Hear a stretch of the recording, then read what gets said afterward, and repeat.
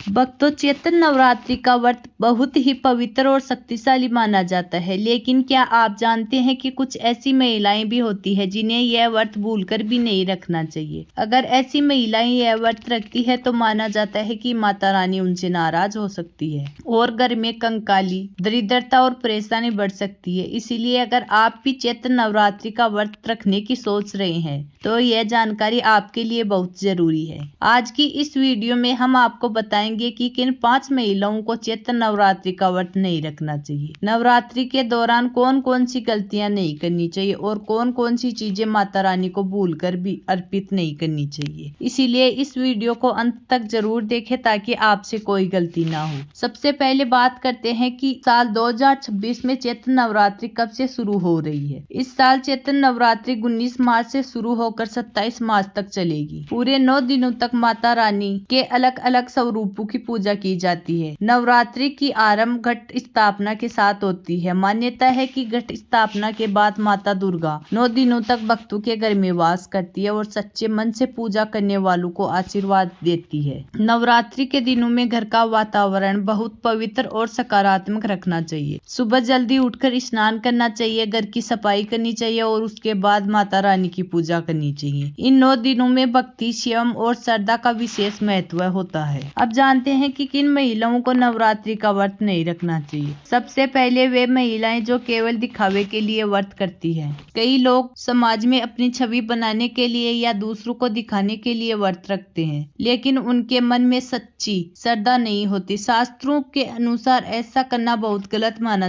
गया है। पूजा पाठ कभी दिखावे के लिए नहीं होती। माँ दुर्गा केवल सच्चे मन से की गई भक्ति से प्रसन्न होती है। दूसरी श्रेणी उन महिलाओं की है जो अपने आचरण में पवित्रता नहीं रखती। शास्त्रों में कहा गया है कि पूजा करने वाला व्यक्ति का मन और आचरण दोनों शुद्ध होना चाहिए। यदि किसी व्यक्ति का आचरण गलत है, वह दूसरों को दुख देता है या गलत कार्य करता है तो उसकी पूजा का फल नहीं मिलता। तीसरी श्रेणी उन महिलाओं की है जो अपने परिवार में हमेशा लड़ाई झगड़ा करती है या कूट वचन बोलती है। नवरात्रि के दिनों में घर में शांति और प्रेम का वातावरण होना चाहिए। माना जाता है कि जहाँ झगड़ा और अशांति होती है वहाँ देवी देवताओं का वास नहीं होता। इसीलिए इन दिनों विशेष रूप से मीठा बोलना चाहिए और सभी से प्रेम पूर्वक व्यवहार करना चाहिए। चौथी श्रेणी उन महिलाओं की है जो गंभीर बीमारी से पीड़ित है। यदि किसी महिला को शुगर, दिल की बीमारी, कमजोरी या कोई ऐसी समस्या है जिसमें उपवास करना नुकसानदायक हो सकता है तो उसे व्रत नहीं रखना चाहिए। ऐसे में स्वास्थ्य का ध्यान रखना ज्यादा जरूरी होता है। पूजा पाठ के बिना भी व्रत किया जा सकता है और माता रानी सच्ची श्रद्धा से की गई पूजा को स्वीकार करती है।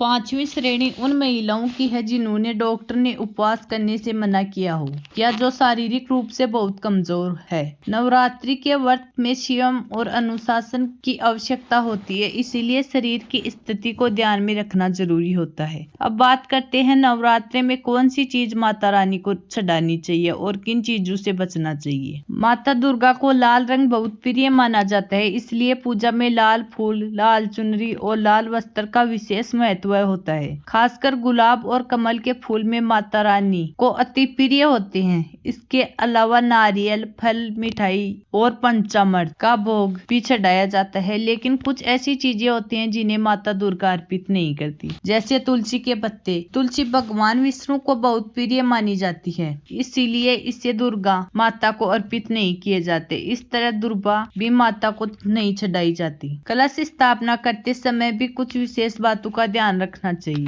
कलश के ऊपर जटा वाला नारियल रखना चाहिए और उसे लाल कपड़े में पलेटना चाहिए। कलश में गंगा जल, सुपारी, सिक्का और आम के पत्ते रखना शुभ माना जाता है। नवरात्रि के दिनों में घर के मंदिर में शंख और गंगा जल अवश्य होना चाहिए। शंख बजाने से सकारात्मक ऊर्जा फैलती है और नकारात्मक ऊर्जा दूर होती है। गंगा जल को बहुत पवित्र माना जाता है और इसे घर में रखने से वातावरण शुद्ध रहता है। इसके अलावा नवरात्रि के दौरान 16 श्रृंगार का सम्मान सामान घर के मंदिर में रखना भी बहुत शुभ माना जाता है। माना जाता है कि ऐसा करने से माँ दुर्गा प्रसन्न होती है और घर में सुख समृद्धि बनी रहती है। नवरात्रि के दौरान खान पान का विशेष ध्यान रखना चाहिए। व्रत के दौरान फल, दूध, दही और हल्का भोजन करना चाहिए। केला, सेब, संतरा, अनार जैसे फल व्रत के दौरान बहुत लाभदायक माने जाते हैं। इनसे शरीर को ऊर्जा मिलती है और व्रत करने में कठिनाई नहीं होती। इन 9 दिनों में नकारात्मक सोच से दूर रहना चाहिए। क्रोध, झूठ और बुरे विचार से बचना चाहिए। अगर सच्चे मन से माता दुर्गा की पूजा की जाए तो जीवन की कई परेशानी दूर हो सकती है और घर में सुख समृद्धि आती है। माना जाता है कि नवरात्रि के दिनों में माता दुर्गा अपने भक्तों के घर आती है और उनकी मनोकामना पूरी करती है। इसीलिए इन दिनों में भक्ति, सेवा और दान का विशेष महत्व होता है। अगर आप भी माता रानी की कृपा पाना चाहते हैं तो सच्चे मन से